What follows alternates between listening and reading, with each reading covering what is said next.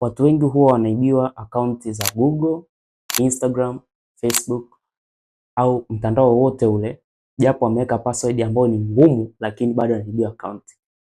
Kuna njia nyingi ambazo huwa anaibiwa akaunti, lakini njia moja ambayo ni kubwa ni kupitia line ambayo alisajilia au namba za simu ambazo alisajilia hiyo akaunti. Hivi unajua kwamba kupitia namba za simu ambazo alisajilia akaunti, ile line mtu akiipata anaweza kuaccess akaunti yako yoyote ile bila kutambua hata password ambayo uliset.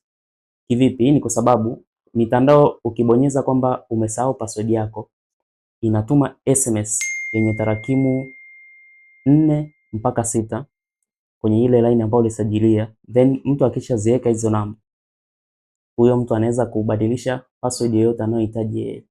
Kwa ili kuweza kulinda akaunti zako, unatakiwa useti pin au password kwa ajili ya line yako.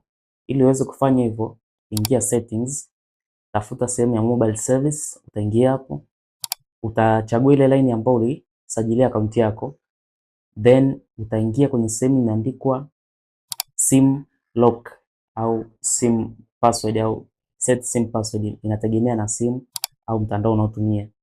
Then ukishaingia hapo, uta turn on pale ambapo inaonyesha kwamba unatakiwa upawashe.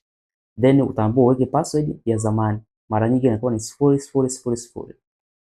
Ukishaiweka, utaweka password mpya sasa, ambao utaweka sasa namba zako ambazo ni za kwako za siri.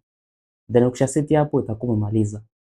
Kuanzia hapo, mtu akichukua line yako bila ridhaa yako, hata akiweka kwenye simu nyingine, atahitajika kwanza kujaza pin ambazo useti wewe ndio aweze kutumia line yako. Kwa hiyo itasaidia kutunza data zako na taarifa zako ziwe salama. Follow akaunti hii kwa taarifa kama hizi za teknolojia.